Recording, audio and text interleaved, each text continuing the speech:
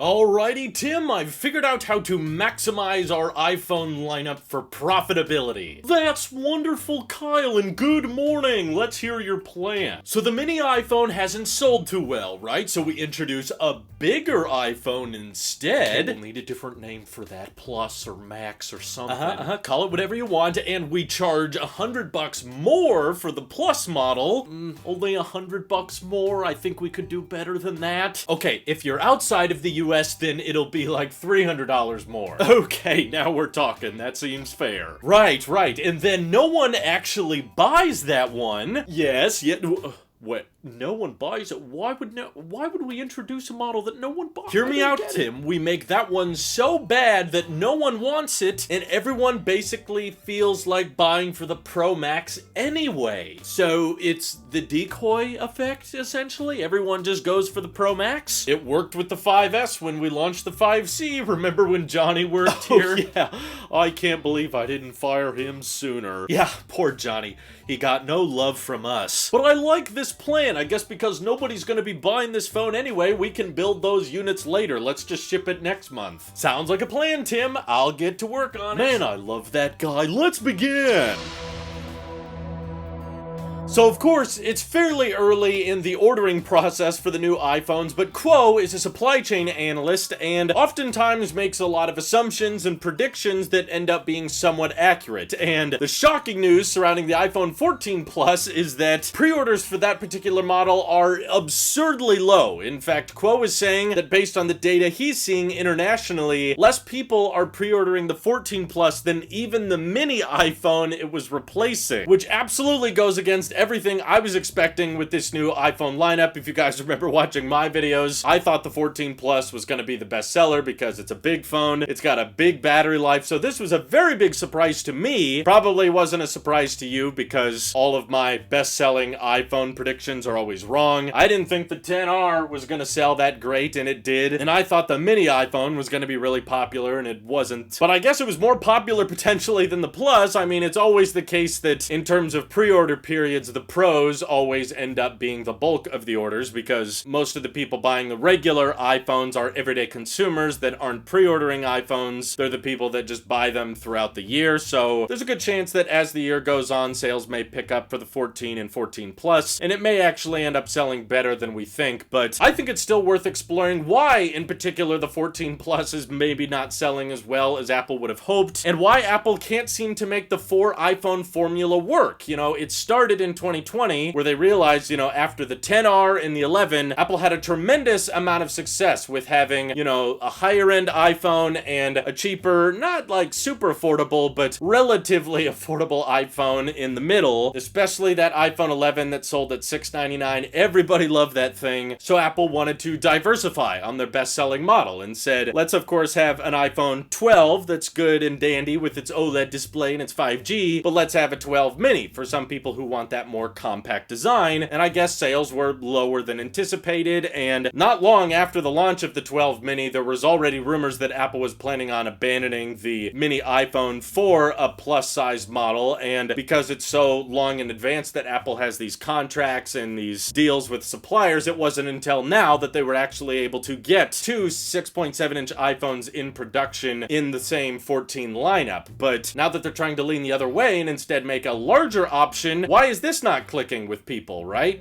From the tech community's perspective, it seems fairly logical. If you're an everyday consumer, you don't care about 120 hertz, you don't care about the dynamic island or having a 48 megapixel camera. No, you just want a big iPhone with a good battery life, and that's what that phone is, right? Well, it may be because there's actually never been a narrower gap between the Pro iPhones and the regular iPhones than there is now. Especially if you consider the unlocked price, the 14 Plus is currently starting at $929, which is just about $70 away from a Pro, and yes, there's technically a lot of compromises there. If you opt for the smaller 14 Pro, you get a worse battery life, you get a smaller display, it's a heavier phone, very big camera bump, but of course, a lot of people just know, well, the Pro is better. It looks more modern, it's got that dynamic island. If you're more of a techie person, you know that it's gonna have those fancier camera features, it's gonna have that 120 hertz, and it just looks shinier, so it must be better. And of course, this year was the first time Apple did not put the A16 chip chip in even the smaller models. So the fact that there was so little design changes to the regular iPhone 14 and 14 Plus, I think may be part of the reason that a lot of people are like, well, if I'm spending that kind of money on a new iPhone, I might as well just go all the way, you know, because obviously the sales for the iPhone 14 are not bad as a lineup. Apple's site basically crashed and they had a really botched ordering process because there's so much demand for these phones, but like 85% of the orders are all coming in for the Pros, and the 14 Pro Max, I guess, is dominating the sales. And I think it's Apple for the first time realizing, which is kind of interesting to watch unfold, that, okay, now that there's two big screen sizes to choose from, people are still deciding, yeah, even though there is a cheaper way to get the big screen, I know it's not the best screen because it's not going to be in a Pro Max, plus just doesn't carry that same weight, literally because it's made of aluminum instead of steel, and that's just not acceptable. But also, as many of you have probably already pointed out, Apple has applied massive price hikes overseas, and that's got to be a huge deterrent away from a phone that has so much in common from last year's models, including the iPhone I've been rocking for the past year, the 13 Pro Max, which, granted, Apple has not put this phone on certified refurbished yet, but the 14 Plus is also not launching until October 7th, so you're going to be waiting for the 14 Plus anyway. A lot of people may be aware that the 13 Pro Max, even though Apple doesn't want to sell it anymore, is going to be available second-hand or third-party. You can buy it through Swappa, and I'm sure other websites, whether it be Amazon or Best Buy, will have them on sale soon, and it won't be long before you'll be able to get a 13 Pro Max, which is arguably much better than the 14 Plus in so many ways, between the better camera, the 120Hz display. Both have the same notch, but hey, this one actually has a SIM card tray, which many people are afraid to ditch. Some people may prefer the stainless steel look, and there's not even a chip compromise you're making, because both the 14 Plus and the 13 Pro Max both have the A15 chip with the 5-core GPU and 6 gigs of RAM. It's literally the exact same chip in both of these phones. This one just happens to get the ProMotion display, plus the ProRes video recording, which I'm not even sure why Apple doesn't want to bring ProRes recording to the regular 14s. They have the same chip and pretty much the same main sensor, so why can't they record at ProRes? That might just be Apple software locking things out of the 14s. But the fact that these sold at incredibly high volume means that there's likely a lot of people like me that are just going to want to keep holding on to the 13 Pros because these have held up so well even a year later, and I think that's Apple's main competition with the iPhone 14 lineup. It's not Samsung and the Galaxy Fold, it's not the S22 or the S23, it's not the Pixel 7. None of those phones even make it into the top 10 best-selling phones in the world. What Apple's constantly competing with is last year's iPhone model. That's why they don't sell the 13 Pros anymore, but that doesn't mean you can't buy them. In fact, I've found several 13 Pro Maxes on Swappa that are in good condition that you can buy for about the same price as the 14 Plus. And yeah, I'm sorry, I would much rather use a 13 Pro Max over a 14 Plus. The only advantage I guess it would have is the car crash detection and the action mode, which I feel like they could totally add to this if they wanted to. They probably have some baloney excuse. You need the new accelerometer in order for action mode to work. Yeah, okay, there's some bullcrap excuse, but they have basically the same chips and the same camera sensors at the end of the day. So I think the 14 Plus just ended up being in a far more difficult position than Apple expected, and the glimmer of hope that I think we could all hang on to is that maybe we can send Apple a message by voting with our wallets and not buying the 14 Plus, which is why in today's video, I'm going to tell you why you shouldn't really buy the 14 Plus, because yeah, the 13 Pro Max is a better deal, and if Apple sees such a big flop with the 14 Plus, maybe, just maybe, they would be encouraged to bring back the mini iPhone and keep that going, which I never saw that as a possibility, but can you guys just imagine a second if next year we got an iPhone 15 mini and it had the dynamic island and everything, and it had USB-C? Oh my god, I can already tell. That's dream iPhone material for so many of you out there. But feel free to let me know your theories on why you think the 14 Plus may end up being a big flop. Of course, I've got a lot more thoughts and opinions on the iPhone 14 lineup that I'll be covering in future videos, but as for now, 14 Plus comments, let's hear it down below. This is your Apple Sheep here. I'll see you all in the next one.